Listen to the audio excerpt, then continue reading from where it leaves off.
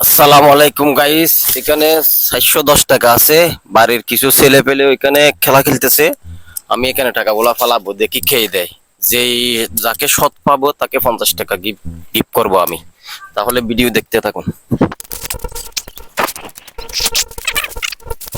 তোমরা কি খেলতেছ? হ্যাঁ, ফুটবল খেলতেছ? আল্লাহ আল্লাহ, আমাকে নিবা? আমাকে নিবা?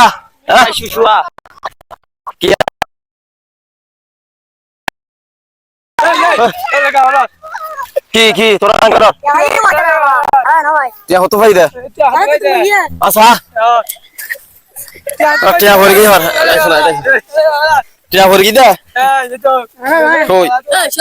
আচ্ছা টিয়া ভরে গিয়ে টিয়া না বাজা না কি আই নিজের ইচ্ছে ফালা দিয়ে দিন না তুই এনে ভরে গিয়ে দে তো ভরে গিয়ে দে কি আই নদর দা আরে টিয়া না আট টিয়া আর দিফল নদর হান্ন আট টিয়া